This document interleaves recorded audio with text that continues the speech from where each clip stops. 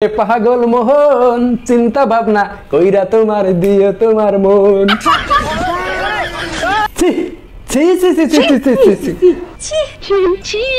ছি ছি কি বলবো রে ভাই, আসলে মুখ লুকানোর জায়গা পাইতেছি না। সত্যিকার কথা, এইখানে যা হয়ে গেছে আমি ইতিপূর্বে আপনারা সবাই ভিডিও দেখে নিয়েছেন। আমি আশা করি আমার ভিডিওটা যারা ক্লিক করছেন আজ পর্যন্ত সবাই ভিডিওটা দেখে নিয়েছেন।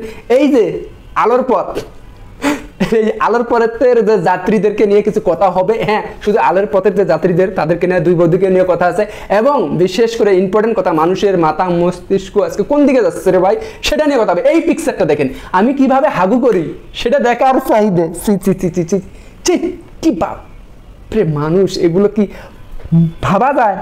আমি হাগার পর যেভাবে দুই পা দিয়ে হুশু করি, এটা কোনো কন্টেন্ট ভাই? এগুলো ফেসবুকে ইউটিউবে ব্যাপক ভিউ, মিলিয়ন মিলিয়ন ভিউ।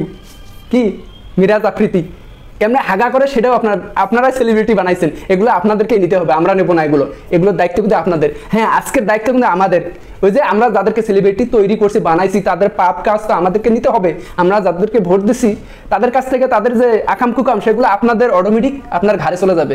তো এই হিসাবে ভাই আজান দিতেছে, জাস্ট একটা মিনিট যে কথাটা বলতেছিলাম আর কি। দেখেন ভাই, এইখানে কিন্তু কেউ চিন্তা ভাবনা করে মনটা দেয়নি যে গানটার কথাটা, ডায়লগটা আমি বলছি। আমি আসলে ওইভাবে, আমার কণ্ঠ ভালো না, আমি ওইভাবে গানটা মানে পছন্দ করি না, যাই হোক সেটা বড় কথা না। আজকে কথা বলবো বাবু ভাইকে নয়, আর অরুণ বিশ্বাসকেও নিয়ে আমি কথা বলতে আসিনি। আমি আসছি এডমিনকে, মানে ওরফে আমাদের এমপি সাহেব, আমাদের অ্যাক্টর রিয়াজ এবং ফেরদৌস সাহেবকে নিয়ে কথা বলবো। এবং নিশা সদাগর আছে এইখানে, মানে যারা আর কি মসজিদ পরদেশি যাদের ভাব, তাদেরকে নিয়ে আমি কিছু কথাবার্তা বলবো। খুব ইম্পর্টেন্ট কথা আছে, দুই বন্ধুকে নিয়ে আমি কথা বলতেছি। তার আগে দাঁড়ান ভাই, লাইক দিয়ে সম্পূর্ণ ভিডিওটা দেখবেন। অনেকে ভিডিও দেখে মজা নিয়ে চলে যান, মাগার আমার তো লাভ করতে হবে নাকি? একটা লাইক দেন, কমেন্ট করিয়েন, তারপর না ভালো লাগে আমার ভিডিও বানানোর উৎসাহ জায়গা। দেখেন ভাই, আমি কিন্তু সবসময় আমি ওই মানুষের মতো, মনে করেন একটা কিছু হইলো সাত কিছু বুঝে না ওঠার আগেই কথা বলি। এইরকম আমি কোনোভাবেই বলি না, কোনো ভিডিওর মধ্যেও আমি এইভাবে আসি না।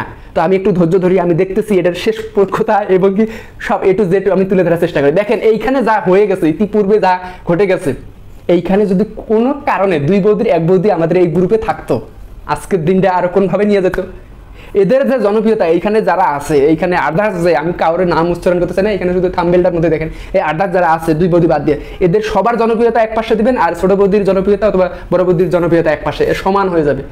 যদি এখানে থাকতো, আজকে না জানি কাপড় নিয়ে টান দিত বড় বৌদি ছোট বৌদির। আজকে আপনারা কোথায়? যারা এই যে ফেরদৌস সাহেব ভাই, মনটা ভরে যায় আপনার। খায়রুল্লাহ তোর লম্বা মাথার কেশ, চিরুল্লাহ তোর হাসি দিয়া পাগল করে দেশ। খায়রুল্লাহ কি ভালো লাগছে না ভাই? অসাধারণ একটা সিনেমা, বৌবন্ধক সিনেমা, অসাধারণ একটা।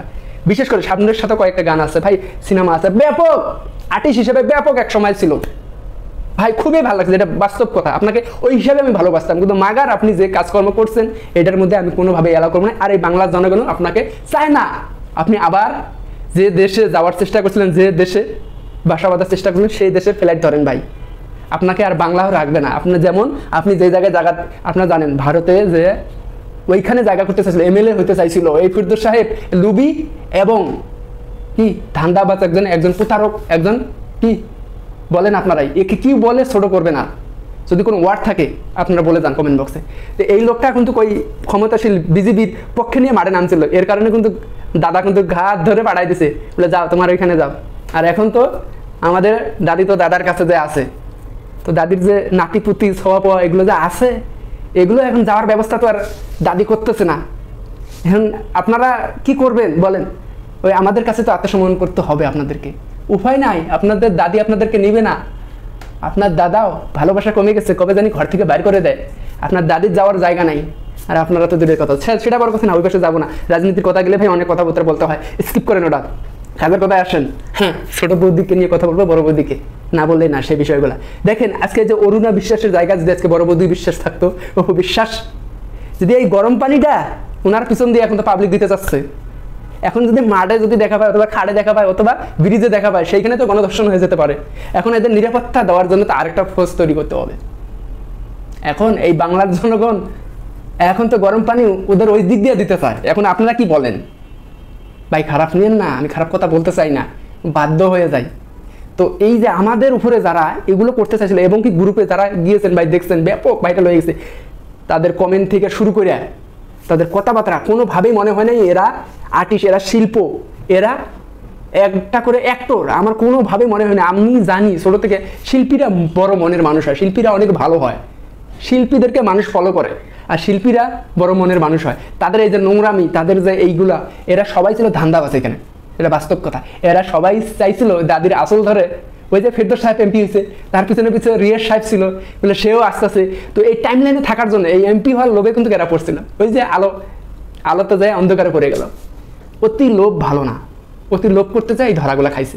দেখছে এই তেলবাজি যদি এইখানে না করি, সরকার যদি টিকে যেত কোনো কারণে, ভাই আমাদের অবস্থা কি হতো জানেন? ওই আয়না ঘরে যে আমাদের বসে থাকতে হতো, আজকের কন্টেন্ট তৈরি করতে হতো না। হাজার হাজার পোলাপানকে গুম করে দিত, হাজার হাজার শিল্পীদের লাইভ ধ্বংস করে দিত এই সৈন্যাচারী সরকার, 100%। আজকে বড় বৌদির কপাল কিন্তু ধাই ধাই করে উঠতো, আজকে ছোট বৌদির গলা কিন্তু চিপে ধরতো, এটা বাস্তব কথা।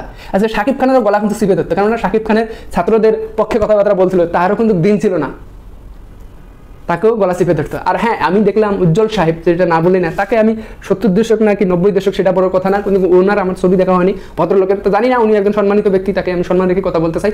সেটা হলো উনি যে কাজগুলো করতেছে, উনি এই যে এইরকম করে দেখেন আপনারা কি বলতেছে। তো ওইখানে যে কথাগুলো বলছে সেগুলো নিয়ে হাইলাইট হয়ে কিছু ভাইরাল হওয়ার জন্য, টাইমলাইনে আসার জন্য ব্যাপক কথাবার্তা বলছে, আমি এগুলো স্কিপ করে দিলাম। তো সেটা বড় কথা না। কথা হলো আপনি নিশা সওদাগরকে নিয়ে কথা বলেন না কেন, আপনি জায়েদ খানকে নিয়ে কথা বলেন না কেন, আপনি ফেরদৌস, রিয়াজ, আপনার এই যে অরুণা বিশ্বাস, এই যে বাবু সাহেব, এগুলো নিয়ে কথা বলেন না কেন, যারা যে গ্রুপগুলো খুলছে, যারা আসল লোক, এই যে সাকিব মাশরাফি, এগুলো নিয়ে কথা বলেন না কেন?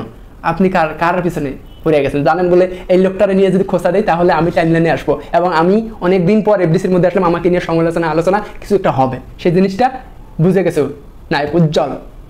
তো যাই হোক, সেটা বড় কথা না। উনি হলো ব্যাপক সিনিয়র মানুষ, বয়সের থেকে আর্টিস্ট থেকে সব কিছু। তাকে শাকিব খান হয়তো ব্যাপক মানে কোনো কিছুই বলবে না, আমি জানি। ইতিপূর্বে যারা শাকিব খানের বিরুদ্ধে কথাবার্তা বলছে, আজ পর্যন্ত শাকিব খান নিজে কোনো উত্তর দেয়নি।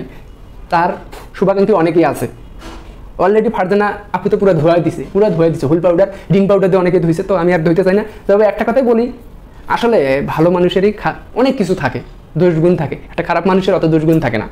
তো যাই হোক, উনি কিন্তু ওই সময় চাপে পড়ে কথাটা বলতো। উনি কিন্তু ওই এমপি হওয়ার লোভে যদি বলতো, তাহলে ওনারা অবশ্যই একটা ওই যে নারায়ণগঞ্জের 4 আসনের এমপি হইতো শাকিব খান সাহেব। শাকিব খান তো নিজেই একটা প্রধানমন্ত্রী, তাহলে সে এমপি হবে যাবে কেন? এই যে সাকিব আল হাসান, এ তো বোকাচোদা, এটা সত্য কথা।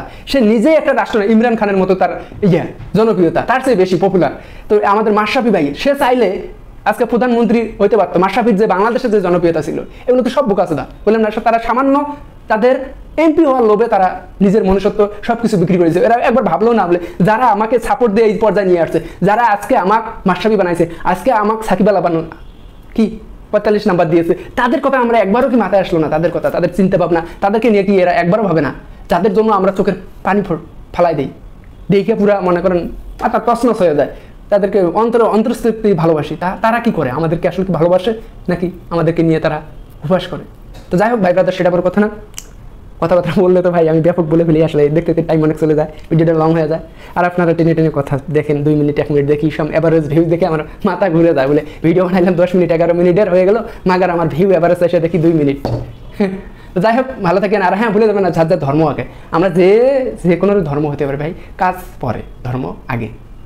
ভালো থাকবেন। আর হ্যাঁ, ভুলে যাবেন না, ওটাই তো।